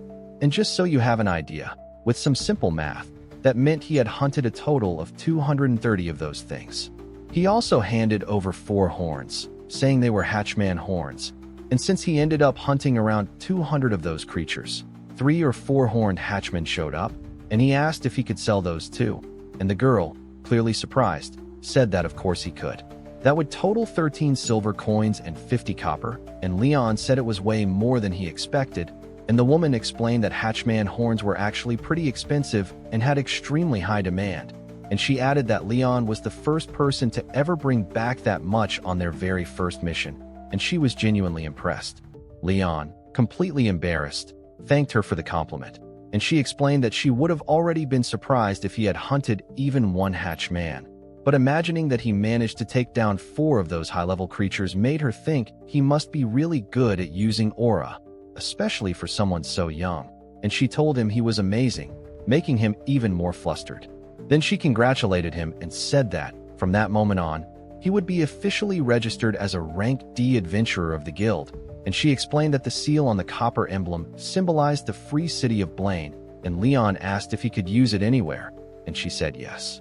But adventurers at rank B or lower would only get secondary priority when taking jobs from other branches, which was basically a measure to prevent people from accepting only the requests they personally liked, and Leon said he understood, realizing that this item was proof that he was no longer just an academy student, but a proper adventurer.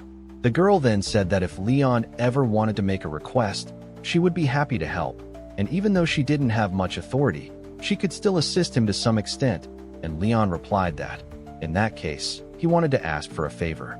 And then, later that afternoon, we saw Leon standing in front of a clan, and Elsid started laughing, saying that the receptionist probably mistook Leon for a holy knight, and Leon asked why, and Elsid explained that people used to say holy knights of the past kept their identities a secret before being officially appointed, and they would go on a journey to help others. But since the hero was also a type of holy knight, she wasn't entirely wrong, and in the future, she would probably faint when she found out that Leon was going to become a hero, and someday, in her old age, she would brag that she was the receptionist in charge of the hero, even becoming something of a legend in the Adventurer Guild in a few decades. Her fame would be so great that she might even write and sell autobiographies, and Leon said that if he was going to help people while also training and growing stronger, that would be very good for him. And since he was planning to live in blind for a while, helping people with low-paying missions and doing good overall was infinitely better than living under suspicion. And he was thinking about leaving only after reaching rank B, and Elsid was stunned by that, and Leon asked how long it would take to reach that level, and Elsid said 100 days would be enough, which obviously shocked Leon, and Elsid explained that he originally wanted to take it easy and teach Leon for 6 months, but that wouldn't work. And even though this was part of his training, he couldn't believe his successor would waste time cleaning sewers just to rank up, which was unacceptable, leaving Leon confused about Elsid's logic. Elsid then declared that, from this point on, Leon would become as strong as possible in that time frame and defeat at least one dragon during that period. Leon says that, to kill a dragon, the jump in monster difficulty is just way too big, but Elsid tells him that, now that he's learned the basics of vision and footwork, he'll raise his proficiency through more real fights. One of the privileges of a hero is that he can absorb the power of any monster he defeats, and, basically, he accumulates that power. So, after some time, we see Leon taking down more of those sewer rats and absorbing their power. He realizes this is the connection between monsters and aura that Elsa told him about. Leon knew that, before, the elixirs and training methods used by prestigious families were genuinely effective at developing aura. Elsa explains that, honestly, anyone can absorb a monster's power and convert it into aura. But the royal nobles of the past sealed away that truth, so only they knew how to do it. And now that the main people who hid that truth are dead, only Elsa knows it. And why did he figure it out? Because he became more capable of subjugating monsters. Basically, a dragon would equal 1,000 of those rats. But, of course, the Ratman version, meaning the horned ones. But Elsa says that not even 1,000 Ratmen would be enough. Once Leon becomes more familiar with the process, he'll be able to hunt stronger monsters and, eventually, go after dragons. Leon asks if he's actually being serious and not just messing with him. Elsa answers that of course he's not joking. The Holy Sword isn't a cleaning tool, so it doesn't make sense to use it to scrub the city sewers. And, well, basically, Leon had asked Elsa to purify him every time he got out of the sewers, meaning this whole thing left him a little bothered, right? But he also asks Elsa why he's so fixated on hunting dragons specifically. Elsa explains that the reason is because they'll need to head to the Titan Mountain Range in the future. Leon says that's a dragon territory he would never dare to enter, since it's land ruled by the laws of the giant kings. He even asks why. In the past, Elsa went to the demon realm, a place countless kingdoms failed to conquer. Did he also want Leon to go there? Elsa simply answers that he'd definitely be able to help him through the entire process. He explains that his body was left in that area and he lost his memories, so he doesn't know much. But they should make it their goal to reach those lands within 6 months. Leon asks if he wants to go to that place specifically to recover some fragments of his memory, since he has no idea what that place even is. Elsa says everything will be fine. It's not like they won't prepare before heading there. Leon just needs to be able to protect his own body and then trust Elsa to handle the rest, since he is the Holy Sword. Leon says he'll trust him only because nothing has gone wrong so far, so he's counting on him. Elsa then says it's time to start hellish training, and that word hellish scares Leon quite a bit. Some of the city's citizens started calling Leon a cat, since he subjugates ratmen almost every single day. Well, there are already tons of rumors claiming he's stacking up a mountain of ratman corpses every day. So, because he became famous for hunting ratmen, his guild nickname ended up becoming Cat. Then, when Leon goes to the receptionist, he hands over the treasure, and she comments that the amount is smaller than usual, and Leon agrees a bit awkwardly. He says he didn't find many ratmen, and the ones that did attack him were very few. And, well, basically the ratmen are getting scared of Leon. Even if they seem dumb, they have a bit of intelligence, and that's why he wants the receptionist to check out other missions for him. She says she knew this day would come, so she handpicked 4 missions for him. Leon, then, looking closely at the documents, notices that they look extremely old. Elsa even says that it probably means the mission isn't popular at all, and also that it has never been renewed. Intrigued by that, Leon decides to take the mission, and the first one is called Rocky Slime Hunt. Their habitat is found underground near the outer wall, because they basically eat rocks. And if they live there for too long, then the walls themselves wouldn't last very long. The mission comes from Blaine's defense captain. So Leon goes up to one of the guards and hands it over, and the guard tells him he never requested anything like that. That leaves Leon confused, and he says that can't be right, since it's an official guild mission document. He says it must be a mistake, and right then another soldier shows up behind him, asking if he's that cat, the adventurer who cleaned up all those sewer rats. Leon says that's him, and the guard tells him he was amazing and that they needed more adventurers like him. He even adds that most guild members only go for easy jobs and still want to call themselves adventurers. It was ridiculous. So Leon heads down toward the mission site and starts remembering the conversation.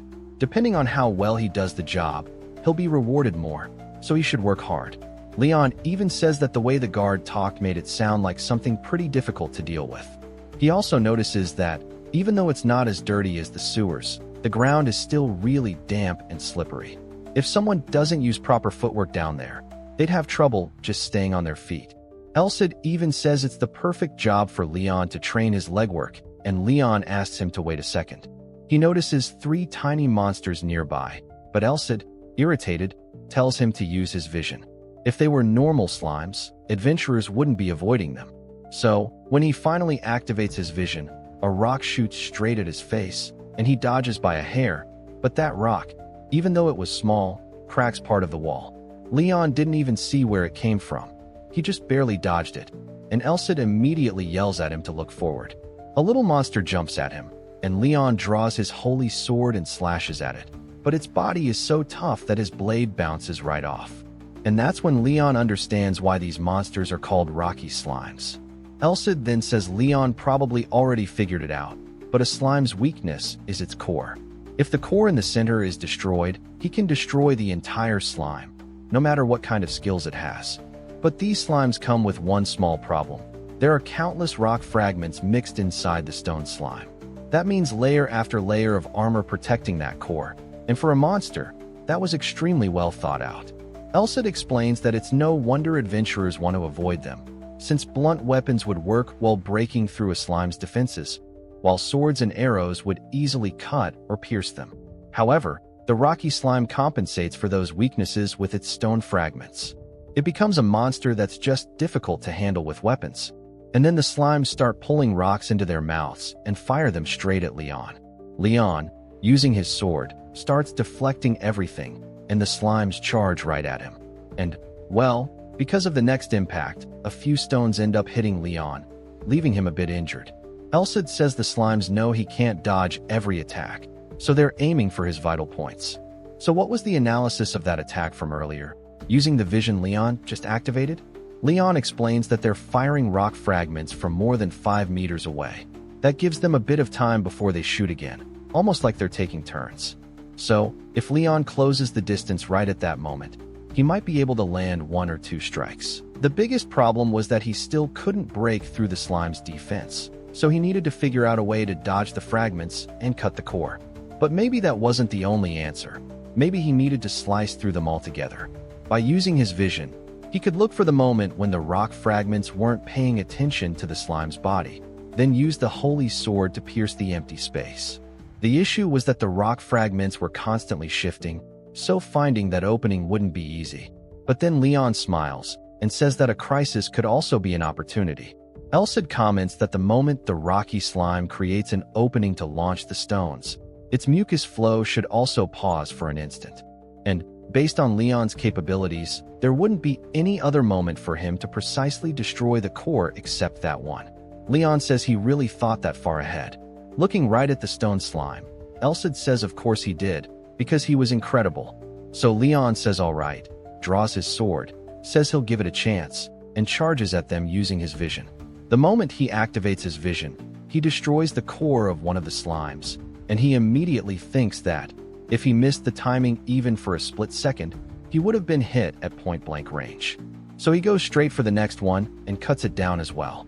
And Elcid comments in their shared thoughts that, since the slimes detect their surroundings through vibration, Leon needs to reduce the pressure he puts on the surface as much as possible while moving. And since Leon has the footwork technique, the advanced stepping method, he was definitely capable of doing that. So Leon starts advancing and dodging the attacks, and he reflects that he can actually do this. Like Elcid said, it's possible as long as he uses the footwork techniques.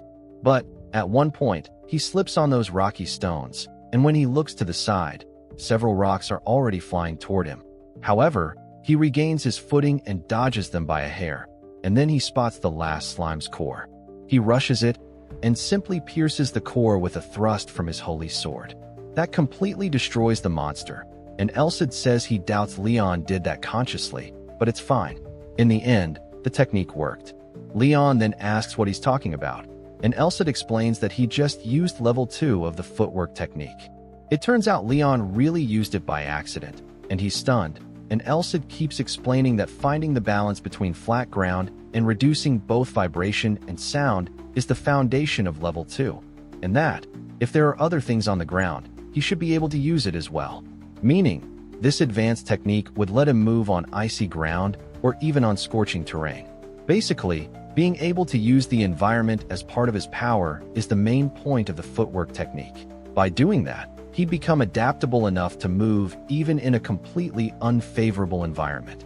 And even if it happened by luck, for a moment he shifted the position of his legs to lower his center of gravity, and by doing so, he abandoned his upright stance and became able to flexibly move in any direction he wanted.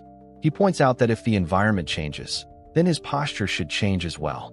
Up until now, Leon had only used the stance designed for flat ground movements.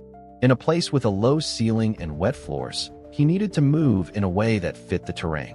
Leon says that a lower stance definitely makes his movement feel more comfortable. So Elcid says that his training is letting him make exceptional progress thanks to him. Leon then says Elcid is a demonic sword, which irritates Elcid. Leon starts thinking that this is only level 2, so he can't believe this is considered beginner level. Then Elcid says that now that he thinks about it, Leon shouldn't even be able to dodge those attacks until he gets a bit more used to the footwork technique. He says Leon won't die just because he gets hit by a couple of little rocks, so it'd be better to practice the way he takes hits, reducing the damage, and then use that experience in an actual fight. He says Leon will need to use his body to deal damage, but he won't be able to block everything. He also tells Leon not to rely entirely on bursts of movement, and that if he finds the perfect timing and manages to slice them, then he shouldn't use bursts if there are 2 or fewer enemies. Basically, what he's saying is that Leon should get hit on purpose and then use his technique after taking the hit. Leon gets irritated and asks if Elcid wants him dead, calling him a demonic sword again, and Elcid says it's all for his own good, because if he gets too comfortable fighting, it'll only make things harder for him in the future. Then the other slimes show up, and Leon says he wasn't comfortable at all because of Elcid's brutal training. But Elcid says that by his standards, Leon is way too comfortable, and he starts talking about how people used to push themselves back in his time.